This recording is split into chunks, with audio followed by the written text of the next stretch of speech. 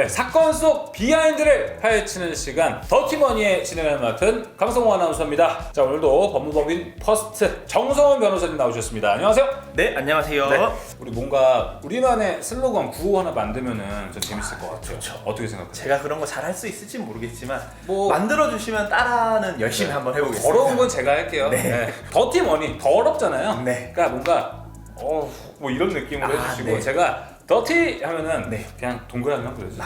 머니니까 머니. 네, 알겠습니다. 머니 해주면 될 것 같습니다. 연습 한번 해볼까요? 네, 한번 해보시죠. 자, 사건 속 비하인드를 파헤쳐보는 시간 더티!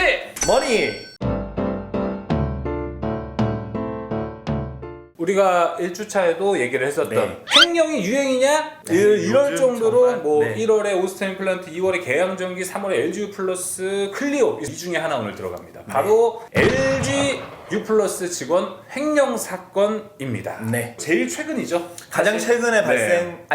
알려진 사건이죠. 맞아요, 횡령은 맞아요. 근데 이번뿐만 아니고 사실 항상 있었어요. 이제 뭐 언제? 연례 행사도 아니고 원래 행사가 됐습니다. 네, 네. 그래서 4월 이번 달에는 또 누가 돈을 삥땅 먹을지, 네. 5월에 또 누가 얼마나 삥땅을 먹을지. 자, LG U 플러스 해당 사건 네. 한번 설명을 좀 해주시죠. 보도가 많이 돼가지고 다들 알고 계시겠지만 LG U 플러스 IPTV나 뭐 홈상품, 이 개인이랑 거래하는 거 아니고요. 기업 간 거래를 담당해온 B씨, 스케일이 크네. 예, B씨가 대리점하고 같이 공모를 해가지고 합을 맞춰가지고 고객사하고 실제는 계약을 안 했는데 계약을 한 것처럼 허위의 계약서들을 작성을 합니다. 그리고 그 계약서를 본사에다가 제출을 하면 본사는 계약이 됐구나 하고 인센티브를 대리점에게 그쵸. 소정의 수수료를 지급을 하게 되죠. 네. 그 수수료를 대리점과 나눠 가졌는지 아니면 본인이 다 한 건지는 모르겠는데 아마 나눠 가졌겠죠. 그렇게 해가지고 수수료 수십억 원을 가로챈 혐의를 받고 있는 사안입니다. 네. 그리고 LG U 플러스는 이런 게 있었다라는 사실을 3월 초에 회사 내부적으로 알게 됐다고 하고요. B씨를 업무상 배임 혐의로 고소를 하게 배임. 됩니다. 근데 B씨는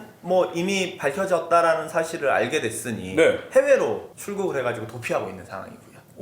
근데 앞뒤가 좀 다른 게 우리는 지금 LG U 플러스 횡령 사건입니다 이렇게 네. 시작은 했는데 맞습니다. 결국 회사에서 말한 거는 업무상 배임 혐의로 고소장 제출했습니다. 네. 자, 업무상 배임 그리고 업무상 횡령 네. 뭐가 다른가요? 뭐 법조인들도 좀 어려워요. 뭔가 법조인들도 배임이 좀 더 나쁜 것 같아요. 네. 제 느낌이. 법조인들도 좀 아닌가? 구분이 어려운데 이게 웃긴 게 조문도 같은 조문에 규정이 돼 있습니다. 형법 355조에 1항은 횡령이고 2항은 뭐 배임입니다. 동의어예요?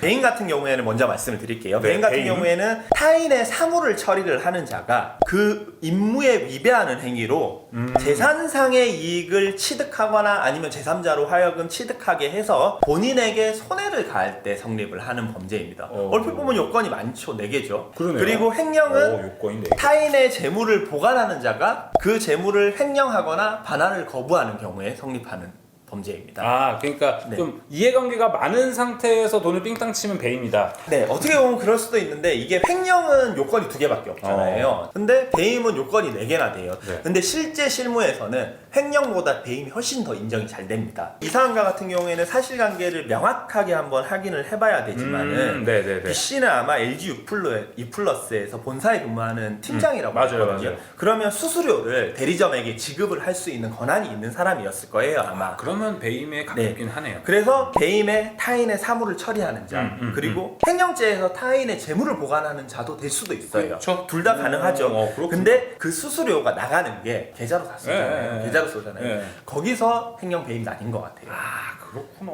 계좌 이체로 가는 거는 재산상의 이익이거든요. 이게 재물이 간 게 아닌 그쵸. 게 되는 거예요. 그렇죠. 재산상의 이익인 거잖아요. 이게 1,000원이면 이렇게 1,000원 바로 준 네. 것도 아니고 은행을 거쳐간 통해서 거니까. 가는 거니까 제가 돈을 바로 주는 게 아니라 은행을 통해서 네네네. 가는 거니까 그래서 이게 재산상 이익이 돼가지고 음. 업무상 횡령이 아니라 어. 업무상 배임으로 고소를 한 게 아닌가. LG U 플러스 측에서 피해 규모가 한 수십억 원대로 네. 측정이 된다고 합니다. 네. 그러면은 사기친 이 사람이 네. 배상을 어떻게 해야 되나요? 잡혀가지고 이게 유죄 형사 사건에서 유죄 확정 판결이 나면은 민사 뭐 그런 법리가 있어요. 다른 형사 사건에서 유죄 확정 판결이 난 경우에는 그 사실관계를 예. 특별한 사정이 없는 한은 그대로 인정을 해야 된다라고 해가지고 지난번에 말씀드렸던 그 불법 행위의 기한 손해배상 청구로 소송을 하는 거죠.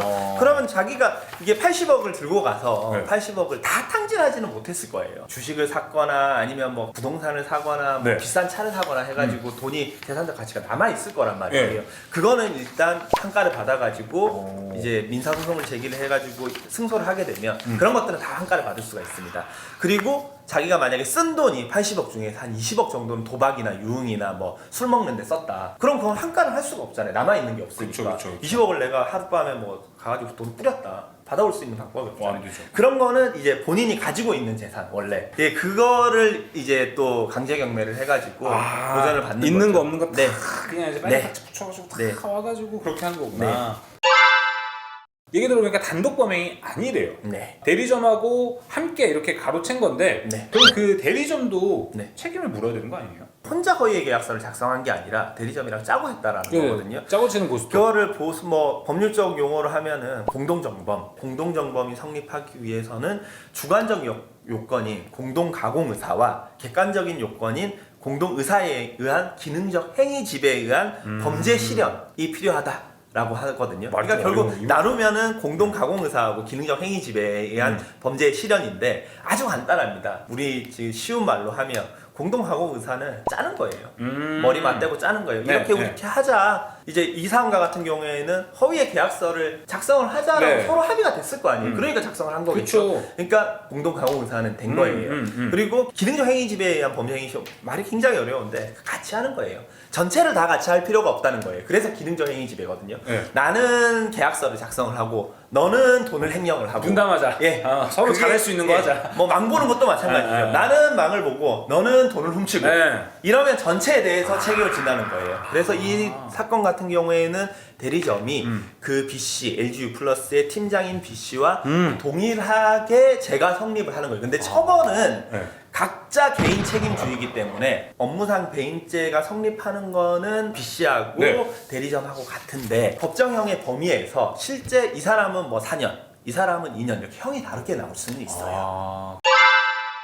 이게 요즘은 제가 봤을 때 그런 것 같아요. 이렇게 책임 뭐 각자가 진다 하더라도 이거는 요즘은 모스템부터 시작해서 지금 있는 거는 사실 네. 요즘 한탕주의. 맞습니다. 한탕 하자. 네. 야 진짜 한탕하고 뜨자. 이 심리가 너무 강한 거예요. 근데 이 심리가 진짜 정말 무책임한 행동이거든요. 네. 그리고 이 당사자도 굉장히 엄벌을 해야 돼요. 이 배임을 한 금액이 손해액이 80억이 넘어가니까 양형 기준에 따라서 보면 아마 실형이 나올 거고 4년에서 길게 크게는 10년 사이로 나올 것 같아요. 보고 있냐?